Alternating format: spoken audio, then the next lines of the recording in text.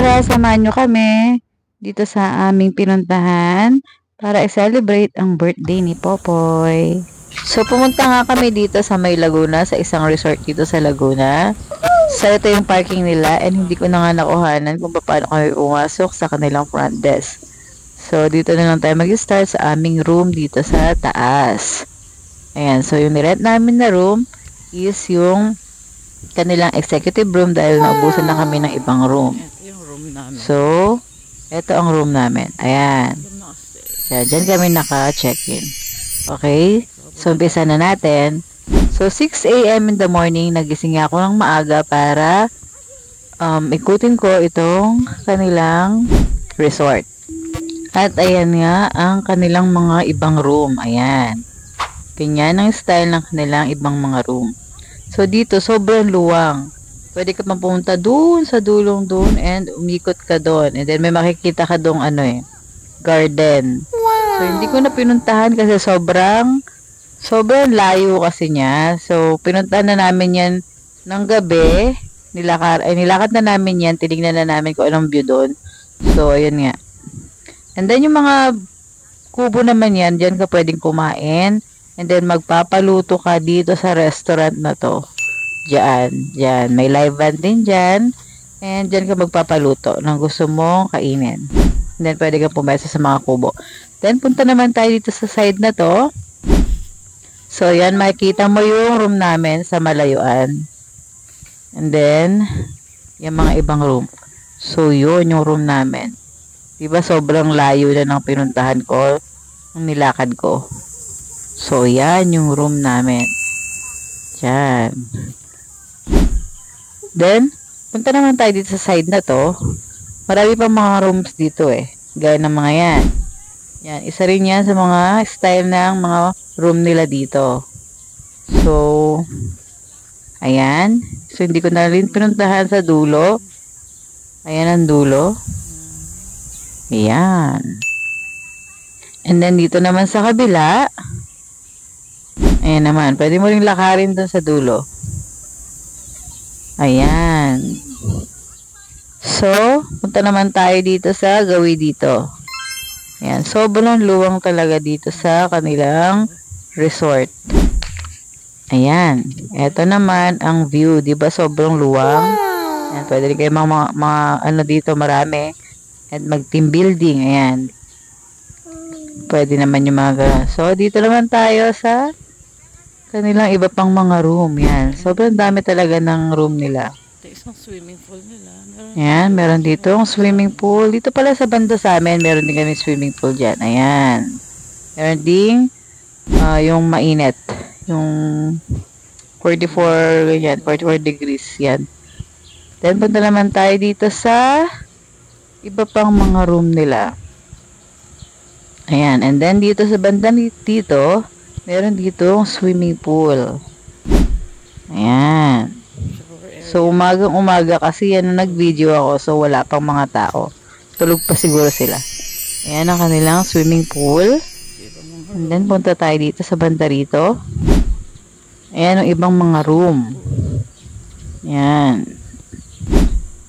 So, dito naman banda rito. Ayan, may marami ring mga rooms dyan. Ayan. Mga rooms pala nila, merong mga tawag dito, may mga pang dalawahan, 4, 8, ganyan. Pwede rin group, ganon. Ayan ang kanila. Ito nga pala yung parang parang yung mainit na nakalimutan ko yung tawag doon basta yun.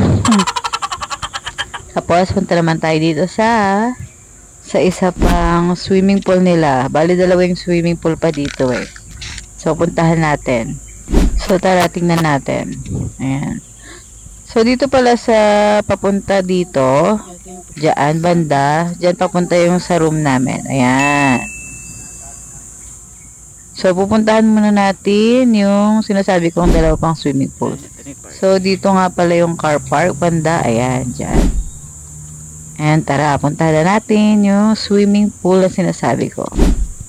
Sa swimming pool na yon, doon masarap mag-swimming kasi medyo maligamgam talaga yung yung water doon. Unlike kasi dito sa mga pinakita kong swimming pool, medyo mainit-init na siya ng konti. Pero hindi naman nakakapaso. So, yan.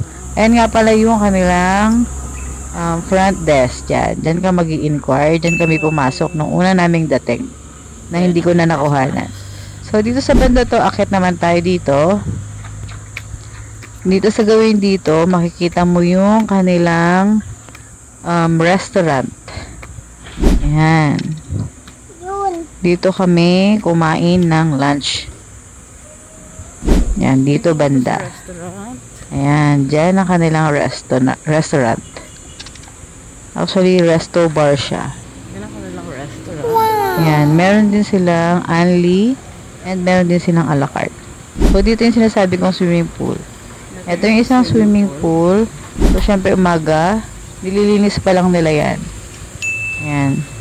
And then, dito banda sa itaas niya, so yun pala yung restaurant. Ayan. Pwede kang kumain sa loob, pwede rin dito sa labas. So, dito yung sinasabi ko, masarap mag-swimming dahil hindi ganun kainit yung tubig dito. Ayan. So, dito kami nag-stay na mag-swimming.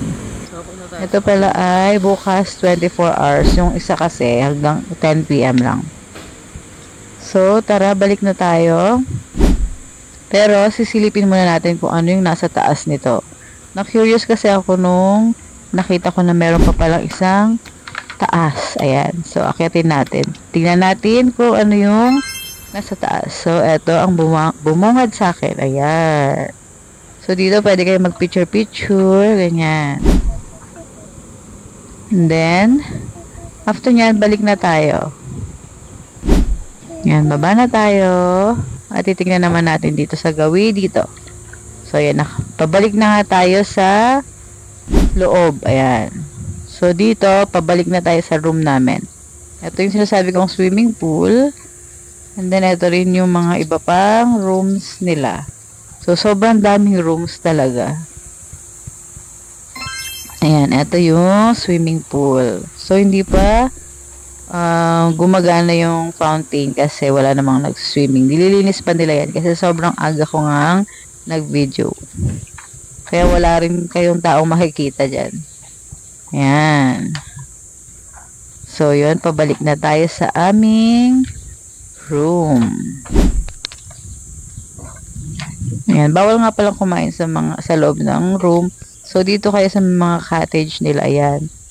Ayan, pwede. May swing, ano yan, yung parang nagsuswing yung yung chair niya.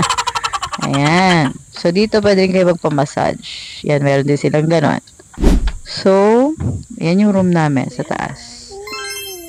So, yun. Tapos na ako mag-video. Sana nag-enjoy kayo. So, magpapahinga muna ako dito sa labas. Yan. While waiting sa aming breakfast. Dahil 7 PM pa yon. Ay, 7 PM. 7 AM pala. So, yun. Pahinga muna tayo. Ayan. So, sana nag-enjoy kayo. Thank you for watching.